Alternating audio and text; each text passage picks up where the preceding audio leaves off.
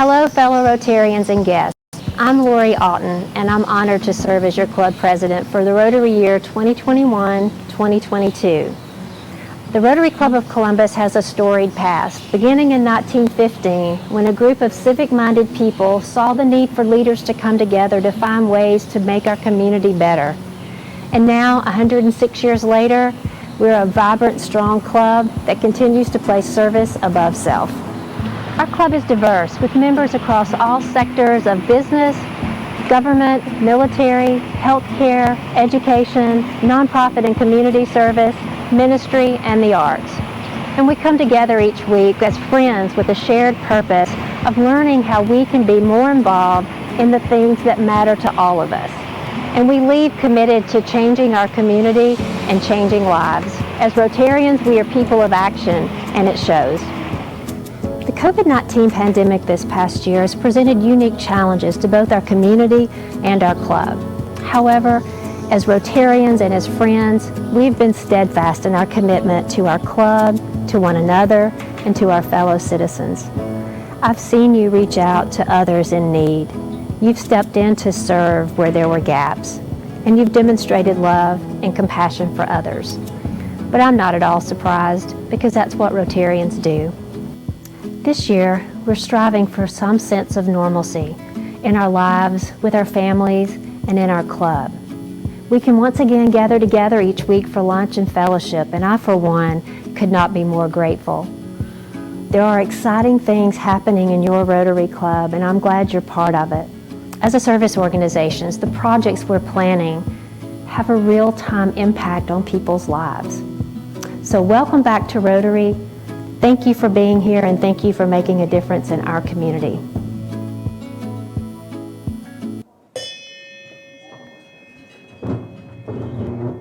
Well, hello, and welcome to the July 14th meeting of the Rotary Club of Columbus. I am so excited to look out here and see all of you.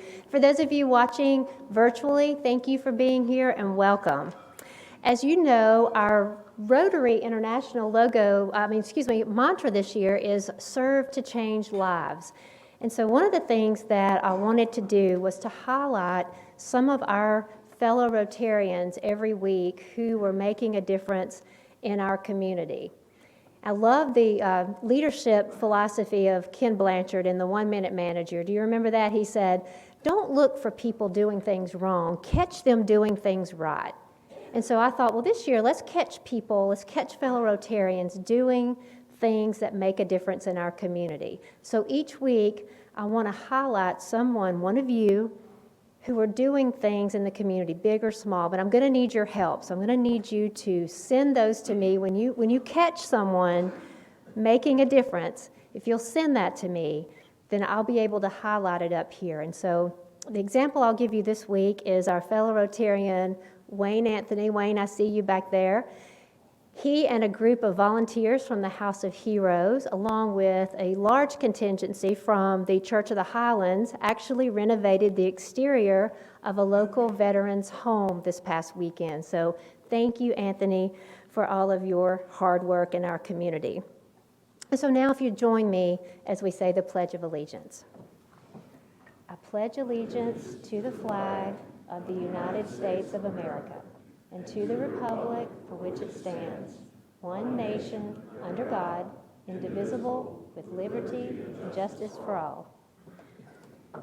I would like to now call on Laura Ann Mann to give our invocation in accordance with her faith tradition. Thank you. If you'll join with me. We are gathered here with friends beside us and the bonds of Rotary between us. Our worries are behind us and our goals are before us. There is no task beyond us. We are thankful for our Rotary friends, the meal we share, and those who have prepared it. Amen. Please remember the cans.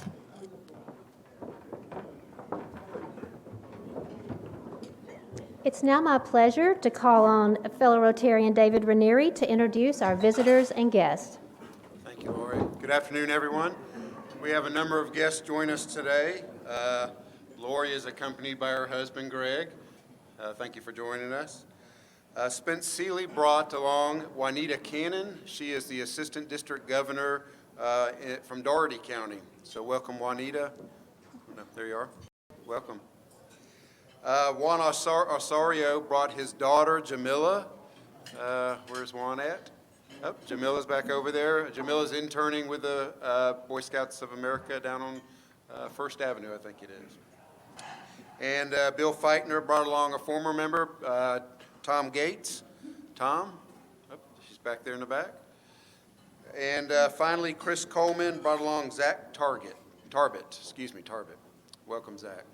All right, everyone give them a warm welcome, and thank you all very much for joining us today.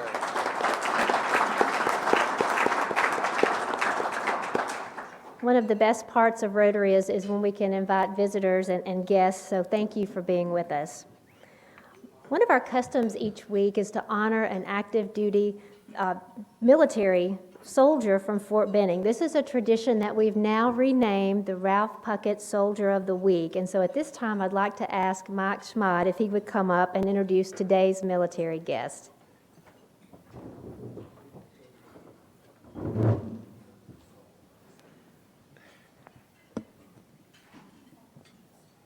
How's that? Is that okay? All right.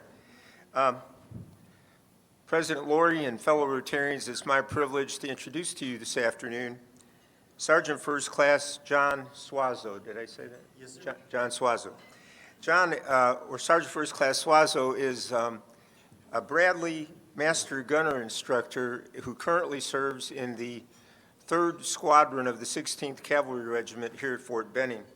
He actually joined the Army way back in September 1999 when he attended basic training and advanced individual training to become an administrative specialist in an area where he hails from, Ada, Oklahoma. He served there as a postal mail handler and a postal supervisor, but then in August of 2003 he decided it was time to come over to the active component of the Army, and he attended one station unit training to become an infantry soldier. He has served in the infantry since then and held jobs such as Bradley driver, gunner, squad leader, battalion master gunner, platoon sergeant of an attack company, and Bradley master gunner instructor.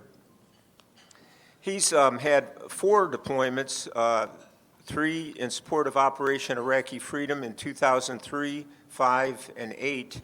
And also, he's deployed to Afghanistan in support of Operation Enduring Freedom in 2011.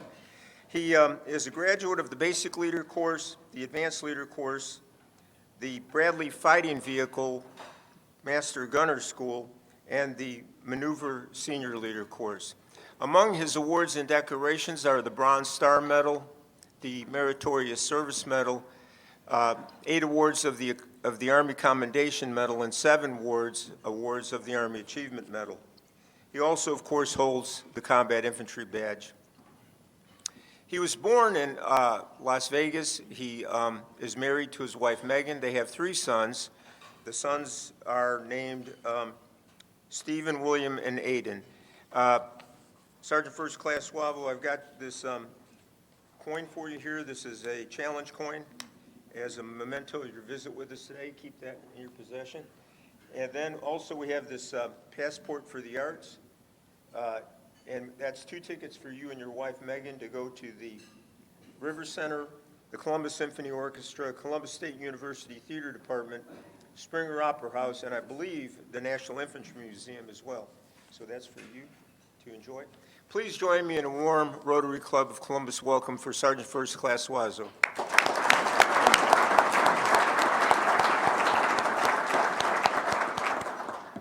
I just wanted to say I appreciate the invitation and allowing me to join you guys for your luncheon, and I appreciate everyone's support. Thank you very much.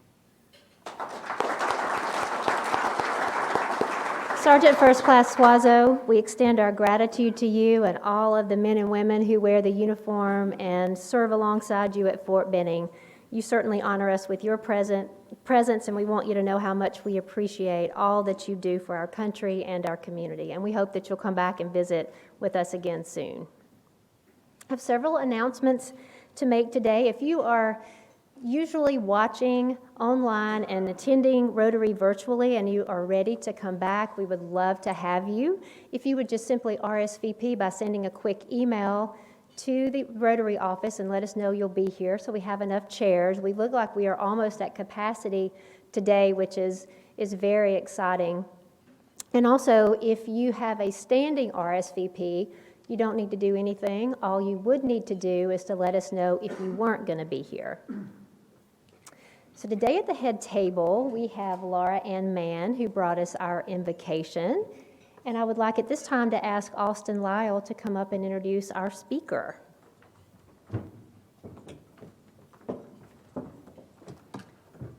Hi, everyone. I am thrilled to introduce to you Jonathan Sweatman. Jonathan was born and raised outside of London, and as a child, he had a dream of becoming a pilot. And he moved to the United States in 1985, and he wound up in the Atlanta area where he had a successful career in events and media production. However, in 1993, he achieved that goal and dream of becoming a pilot. Over the next 13 years, he acquired over 1,000 flight hours, and in 2006, he realized that the general aviation industry was booming. It was doing very well.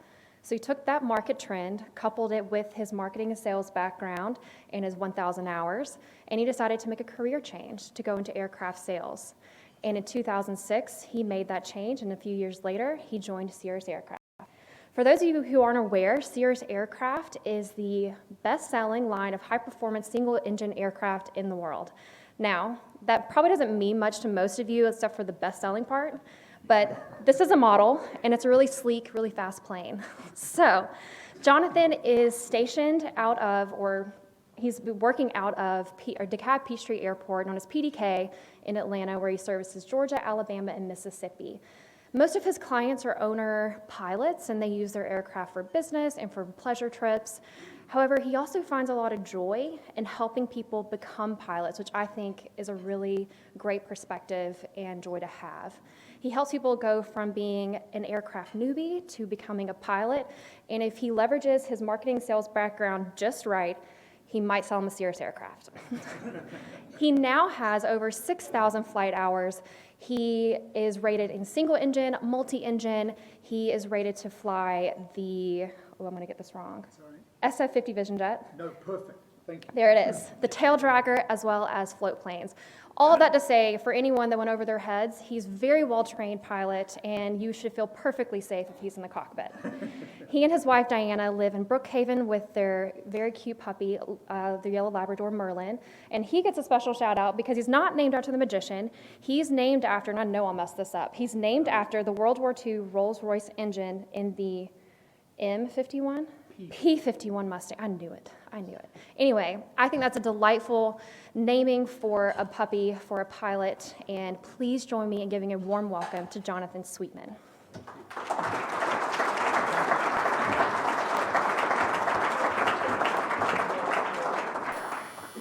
Well, tremendous and good afternoon, everybody. Thank you so much for inviting me down here, Laurie, and wonderful introduction. Thank you. And this all began because I actually came down and had the opportunity a number of months ago to do a demo flight down here at Columbus. I have a number of customers in the Columbus area, so I'm very familiar with the airport here. It took me about 25 or 30 minutes to get down from Peachtree to Cab. I went straight over the top of Atlanta Hartsfield, and by the time I got picked up, I was here in no time. It would have taken me over 2 hours to drive. And so that's what general aviation is really about. And if appropriate, yes, terrific. We'll go to the slides here. I came down in an aircraft very similar to this one, and that's called the SR-22T. But I'm going to talk to you generally about general aviation and what it can do for folks, and then specifically about Cirrus aircraft and our products. So we ask ourselves, what are we passionate about? And we're passionate about our businesses, being able to get places, to meet our customers, to expand our business base. We're passionate about our pleasure trips, going to vacations and second homes and so on. We're passionate about our family, being able to get home. We hear numerous stories about business leaders, entrepreneurs who have to travel around the Southeast and Let's face it, when you live in the southeast, when you die and go to heaven, you connect through Hartsfield. And we all know that regional airports become sometimes well-served and sometimes not so well-served by the regional airlines, and always through a major hub. So that's not very convenient for many folks, and to be able to go somewhere, and not just maybe go somewhere, but go to 2 or 3 places and then be home in time to be home for family is very important. And to that end, our line of aircraft, and you got it absolutely correct, it is the SF-50 Vision Jet. That is the aircraft you see in the background there, is our latest product, now the best-selling turbine aircraft in the world. So what is general aviation? The easiest way to think of it is what it is not. Anything other than military or airline flying is referred to as general aviation. Private, training, corporate, crop spraying, law enforcement, and just flying for fun. That's all general aviation. Anything other than military or airline. And this map shows all of the airports in the United States that have commercial service. And as I've mentioned, this fluctuates with economic trends and airlines' desire or propensity to send regional jets down into smaller markets. But this map shows, oh, I was doing great. There it goes. This map shows how many general aviation airports there are in the United States. There's over 5,000, and just about anywhere you may need to go to meet a client, to look at a prospective project, to interview a prospective employee, whatever it happens to be, there's a very high likelihood that there's an airport nearby. A lot of this, is as a result of leftover infrastructure from training between the wars, and particularly the Second World War, and especially here in the Southeast, as you're probably aware, the Navy and the Army Air Corps put airports just about everywhere. And forward-thinking municipalities took those airports over and converted them into their local airport, and that's why we have this incredible infrastructure in the United States today. And that's what we're here to capitalize on. So what I'd like to give you an idea about is what an aircraft such as ours is capable of doing. This is an aircraft positioned at Nashville. We use that as an example. And those 3 rings represent 1, 2, and 3 hours of flying, and how far you could get in up to 3 hours of flying in our piston or propeller-driven aircraft, the SR-22. And this is a similar illustration of how far you could go with 1, 2, or 3 hours of flying in our Vision Jet, which is the turbine aircraft, the jet-powered aircraft. So there are the 2 aircraft. In the front is the SR-22, and in the back is the SF-50 Vision Jet. What's particularly interesting about these is for a pilot that grows up in our entry-level aircraft, which has a slightly smaller engine, same airframe, same layout, but a slightly smaller, less powerful engine, is the ease of transition into the larger engine version, which you see in the front there, and then on up into the jet aircraft, because the 2 are designed to be as close to one another in terms of the way they fly as possible. There's a term that we use called Cockpit Commonality, and that means what you learn when you first fly in our entry-level aircraft will carry through to our top-of-the-line aircraft. Our aircraft are primarily owner-flown, which means for the most part, the person who owns the aircraft is sitting in the front left seat. This becomes increasingly less common as you go up the size of aircraft and you get into corporate aircraft. You tend to have professional crews sitting up front. But we are marketing and selling aircraft to both owners and to pilots, and it's a owner-pilot environment. And tell you a little bit about our company now. There is the SF-50 Vision Jet flight. And I've skipped 1 too far. Okay, so our core values, what we're looking to provide to customers are first and foremost safety, secondly innovation, and thirdly comfort. We have what we consider to be the privilege of being often compared to Apple in the way we develop our products. We're always looking for what's new and what's different in an aircraft. It's really set us apart from a product standpoint. But our safety culture has also set us apart. That's physical items inside the aircraft itself, but it's also pilot training and a safety culture around the aircraft and around our ecosystem and our family of owners. And then, of course, comfort, because it's not always the case that it's just one pilot on board the aircraft. Commonly, you'll have a spouse, a business colleague, children, friends along with you, and you want everybody in the aircraft to be equally comfortable, because if your passengers aren't comfortable with you, then they're not likely to want to come with you, and that spoils the trip. If someone's having to drive and you're flying, sort of what's the point, really? 35 years ago is when two young men from Baraboo, Wisconsin started the company. And making a substantial change in aviation is incredibly difficult. It's extraordinarily high upfront capital investment, incredibly low volume on the back end, very high risk and highly from a business standpoint, and highly regulated, and enormous number of hurdles that you have to overcome to bring a new product to market. So back in 1985, these two young men, the Klapmeyer brothers, started essentially tinkering, and every IT success story starts in a garage somewhere in Silicon Valley. This started in a barn in Baraboo, Wisconsin. I couldn't even point to it on a map, I'm afraid, but it's somewhere up in central Wisconsin. It doesn't even have its own airport. They relied on flying on and off a grass strip that they had in their backyard. But they persevered, and they continued with the dream that they had. A few missteps from a product standpoint, products that whilst they worked and flew were not business successes. And then 22 years later, after an incredible amount of work, this product came to market. This is the original SR-20. And this photograph celebrated the certification by the FAA, a similar type of process to getting a prescription drug certified by the FDA, to allow us to then sell this aircraft to the general public. And that's the delivery of the very first SR-20 at our manufacturing facility in Duluth, Minnesota. Today now we have 3 versions of that aircraft with different engines and different capabilities and different weather protection systems on them, and of course the Vision Jet you see in the background there. One of the things that has made our product offering unique, and one of the very high profile parts of the safety, just like in a car, safety in an aircraft is not one thing, it's many different components and features that come together. But one that really sets our product apart is called the CAPS, the Cirrus Airframe Parachute System. One of the 2 gentlemen in that picture you saw had the misfortune of being involved in an aircraft accident back in the mid-1980s, and he decided that if he was ever going to build a certified aircraft, it would have a way to get all the occupants safely to the ground in the highly unlikely event that something untoward were to occur. And that's how we came to have this system. It's built into the back of every aircraft we've ever built. It's actually in the nose of the jet and in the tail of the piston aircraft. It is, in the case of the piston aircraft, about a 36-foot wide parachute that is deployed by a rocket.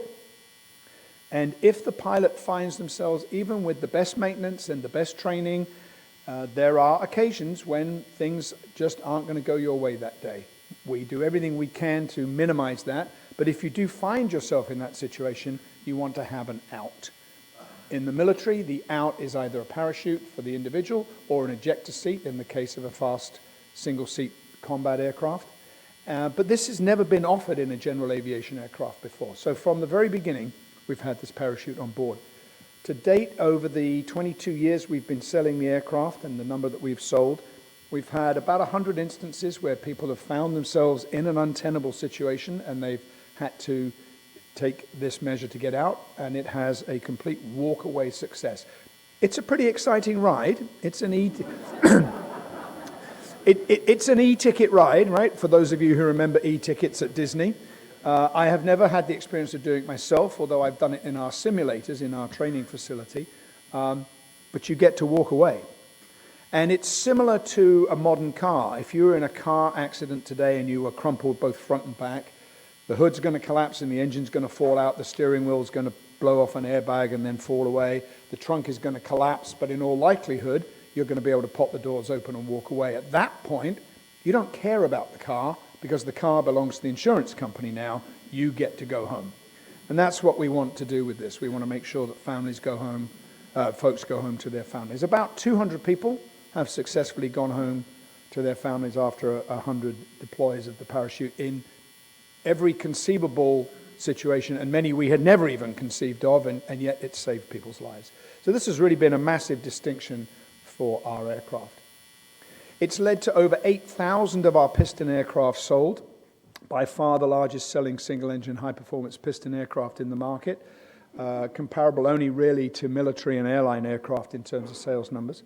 We sell in 60 countries. That requires individual government certification from the FAA and 59 other regulatory agencies in the respective countries. And we have over 13 million flight hours on the fleet over those 22 years and 8,000 aircraft. We have 1,600 employees. We're actually on a big hiring push right now. I'm sure any business today would tell the story of throwing the brakes on about 15 months ago and stopping production and canceling the supply chain, and then all of a sudden it ramping back up in a hurry. Well, we're no different, and we're actively hiring people in our 4 key locations. The first one is Duluth, Minnesota, up on Lake Superior, the coldest place on the planet. All of us in the field love to poke fun at our colleagues in Duluth. That is where we have our corporate headquarters and assembly. Grand Forks, North Dakota, only this much below in terms of how cold it is where we assemble our composite structures. The aircraft is primarily a composite aircraft, carbon fiber, glass fiber, Kevlar, with some aluminum, but as opposed to traditional aluminum construction. That's in Grand Forks. Our customer experience center is in Knoxville, Tennessee, just up the road from here. That's where our sales and marketing are headquartered. And that's where all of our deliveries and all of our customer training is done in Knoxville, Tennessee. Beautiful facility in the Smoky Mountains. And we've recently opened our first field service facility in McKinney, Texas. That's a suburb of Dallas, where we provide flight training, aircraft management, and aircraft maintenance. And not on this slide, we've also opened a new R&D center in essentially Phoenix. Phoenix has always been a hub for aerospace engineering, and so we can tap into a greater supply of brain power and engineers to develop our products further in Phoenix, so we have that there as well. The next thing I'm going to do is run a quick video for you and show you how just one of our customers uses the product to further not only his, but also his daughter, who runs his business for him today. He's a car dealer from a relatively small town in central Oklahoma, and this video that I'm about to run will tell his and his daughter's story. You know, I believe in, I'm not going to do a commercial for something that I don't use myself. We use and we believe in Cirrus is why we're doing this. You got enough rolls of film in there?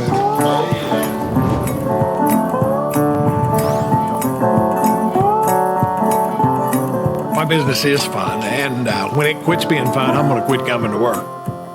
John Vance, I'm an automobile dealer primarily in Oklahoma. I just love the smell of a new car. Where'd you buy it? I don't quit. John Vance Auto Group in Guthrie. There's no quit in my game. Yeah, I've been buying my trucks there for years. I'm a pretty easygoing guy that likes to take care of business, likes to take care of my customers real well. Where it's comfortable to buy a truck. We have 3 stores in Guthrie, Oklahoma. We have 2 stores in Miami, Oklahoma, which is right on the Missouri, Arkansas, Kansas, Oklahoma border. Megan is my daughter. She is watching over all operations in all the stores. My name is Megan Vance Oaks. I run our family auto group, John Vance Auto Group. Our challenge was getting from point A to point B without spending 3.5 or 4 hours in a car each way. We actually had a dealership in Vernon, Texas, which is about 3 hours south of here, and we had the Miami stores, which are 3 hours north of here. We'd travel from there back to Guthrie, Oklahoma, and it pretty well took us 8 hours of driving. And I wouldn't get home till 9 or 10 o'clock at night, and I was worn out. After purchasing an airplane and purchasing our first Cirrus, many times we would get up early and head to Texas to the stores and back to Miami, Oklahoma, and back home and get two stores taken care of in one day, which was the ultimate of purchasing an airplane for us. The one thing that was most impactful to me was how many airports there are in this country.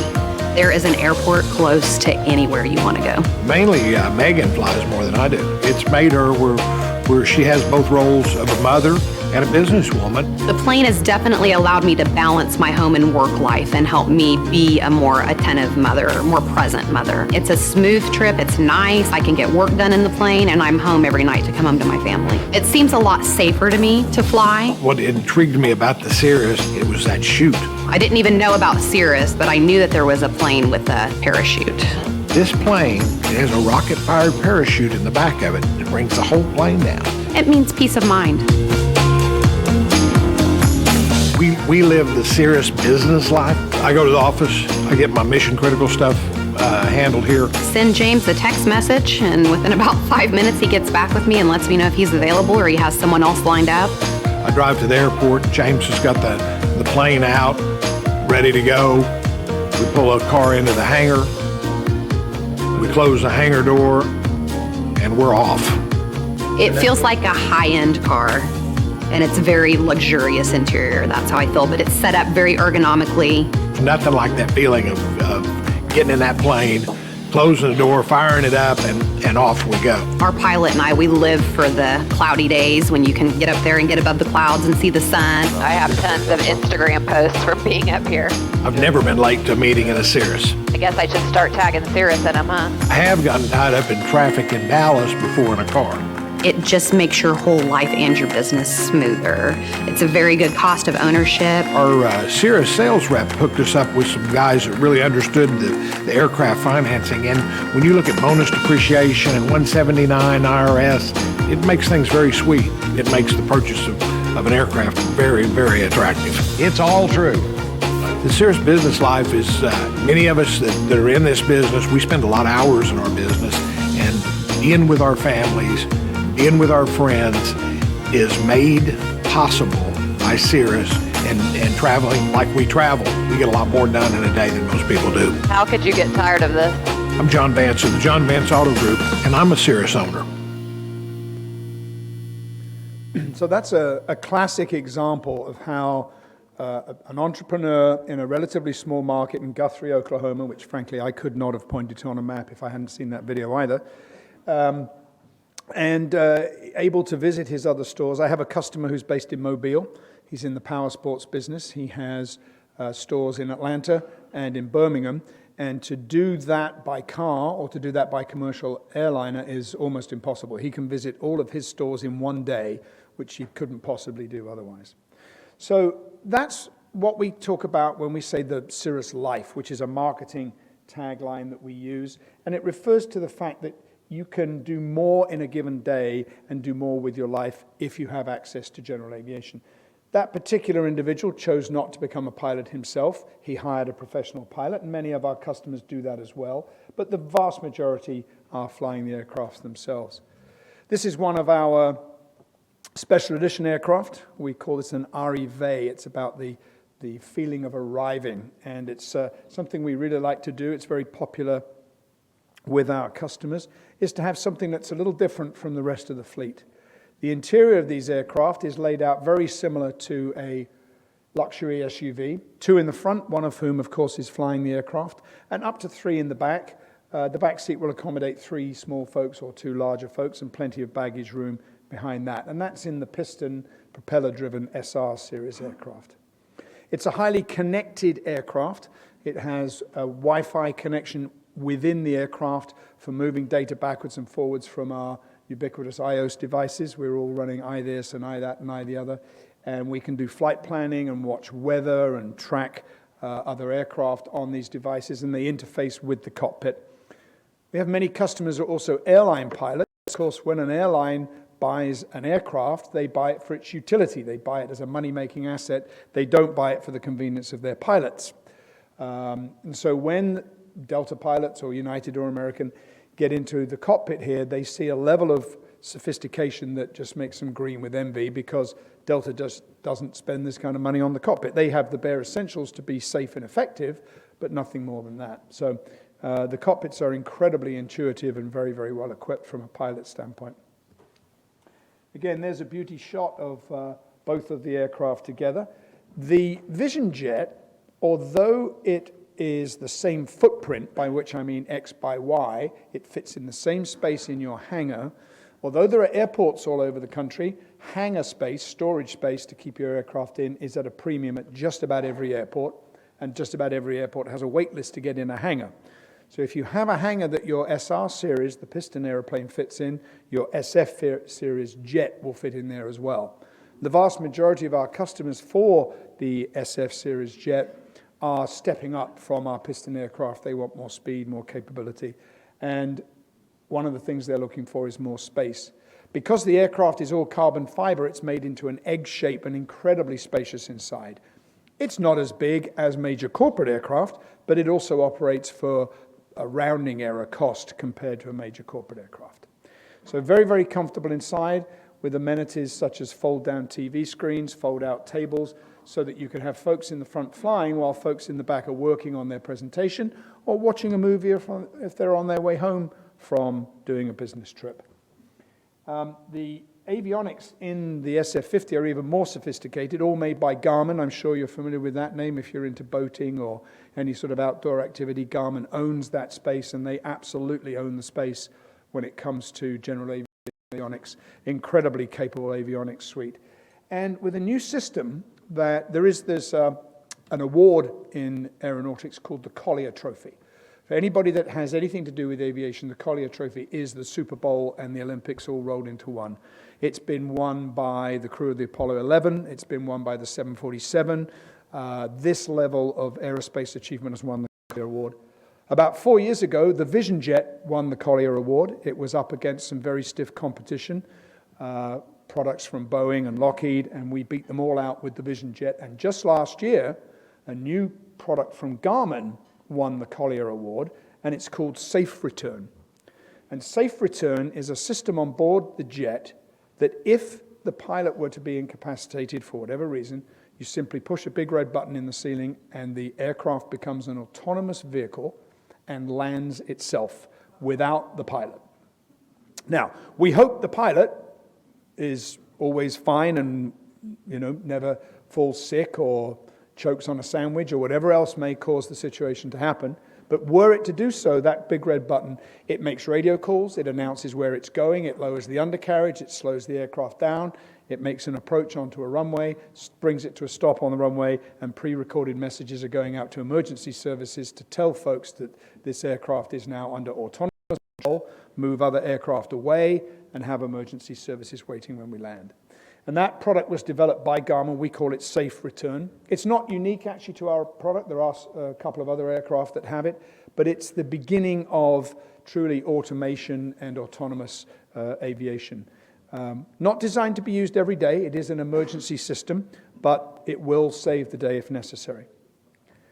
And that then brings us to one more piece of video I'd like to run for you, because there are times when safe return is the right answer if a pilot is in a pickle. There are other times when it's the parachute that is the right answer. It took an enormous amount of time, energy, and bluntly money for us to certify the parachute on the SR series. It was exponentially more difficult in the jet. The jet weighs more than twice as much. It travels half as fast again. And the amount of energy you're trying to slow down to safely bring this aircraft to the ground means that you need everything to be exponentially bigger. Double the weight doesn't mean double the energy. It means 4 times the energy. So we go from a 36-foot parachute to a 90-foot parachute. Now, because we had done all the certification and testing on the piston aircraft, we were actually able to work with the FAA and get certified on the Vision Jet without doing what we called IFD, which is in-flight deployment. So we do a whole series of other tests. We drop dead weights that weigh big pallets of concrete that weigh about 125% of the maximum weight of the aircraft to make sure the parachute can support the weight. We use essentially remotely piloted, unpiloted aircraft to do the tests. And we achieved FAA certification by doing it that way, and a ton of paper engineering data as well. But the actual tests were done originally with unmanned aircraft and with essentially dead weights to prove that the parachute would work. But we decided that from a marketing standpoint, even though the FAA had signed off on that technology, we needed to be able to demonstrate that it would work in the real world with humans on board. So we took our chief test pilot, Mike Stevens, who you'll see in this video, in a highly modified aircraft. And the reason this aircraft is modified is because we don't allow the test aircraft to ride the parachute all the way down to the desert floor. It's done out in California in the desert. And the reason is that we need that aircraft for other things. And if the wing hit a boulder when it touched down in an emergency situation, who cares? Call the insurance company. But in a test aircraft, you want to bring that test aircraft back and use it for other tests. So you'll see a lot of special equipment bolted on this airplane in orange that is not on the standard airplane. You'll also see it in a slightly unusual attitude as it's coming away because it'll blow the parachute away after it's establish that it's in the correct descent. In a real aircraft, it will come down flat in order to spread the energy over. So a few things different, but nonetheless, a pretty impressive piece of video. So let's take a look at the IFD, the in-flight deployment, the first in a test environment, and to date, the only time. Nobody has yet had to use the parachute in the jet, but this is what it would look like if a pilot had to pull the parachute in the Vision jet.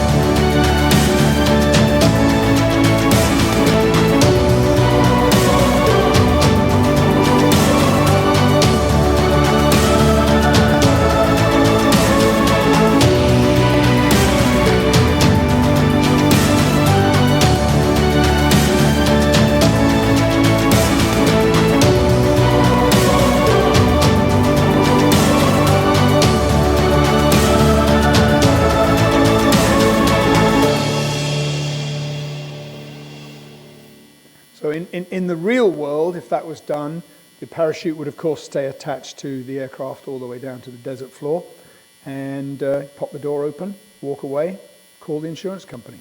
That's the whole point. So I want to thank you all for your attention, and I particularly want to thank Laurie and Greg for inviting me down here in the introduction today. I don't know if I have time for questions. I'm happy to take any if I do, but if I've already used up all my time, I fully understand, and thank you all very much indeed. Thank you. Anybody have a burning question? Okay. That was amazing. That was just amazing, and we appreciate so much you being here. Okay, what did somebody say? How much? Oh, yes, very good. So, how much? For those who are watching the streaming, the question was, how much? The piston aircraft starts at about $500,000, and depending on how you equip it, can go up to about $1 million, and the jet aircraft is right about $3 million. And compared to any other jet-powered aircraft, that is essentially a rounding error. It's a very, very economical price of entry for the aircraft. A what? Yeah. So this is the fun part. So Jonathan, if I placed an order today for an SR-22 turbo, Yes. When would you deliver a brand new one? Approximately 12 months. Yeah. So we're in a very fortunate situation. Automobiles, boats, RVs, aircraft, the supply and demand bubble, as you all know in everything these days, is very much in the demand side of that. So it's about a 12-month time to build the aircraft. They're all custom built to order. We have numerous different colors and leathers and so on, and you can customize it to be exactly what you would like it to be. That's a little disappointing. It's not a drive-through burger. Wonderful.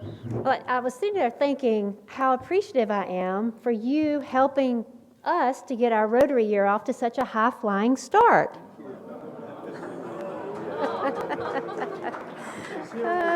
I know, yeah.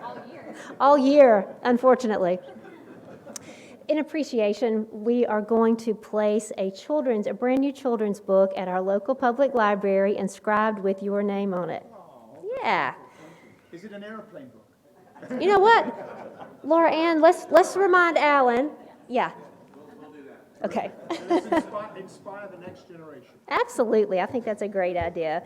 So reminder that today's broadcast will be on Facebook, and also there'll be a YouTube link that will be sent out a little bit later.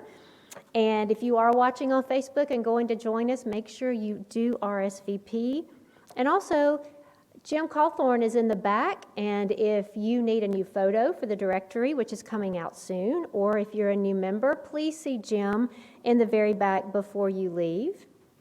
And lastly, we do have our next Zoom happy hour this Thursday, 6 to 8, from the comfort of your own home and the comfort of your own beverage.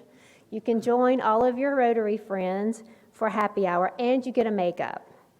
So I'd like to re-welcome all of our visiting Rotarians and guests. I would also like to say another special thank you to Sergeant First Class Suazo for being here. You honor us with your presence today. I hope you'll be here next week when we'll have our program. Lynn Durham with Georgia Corps will be here with us. So no further business. We're adjourned.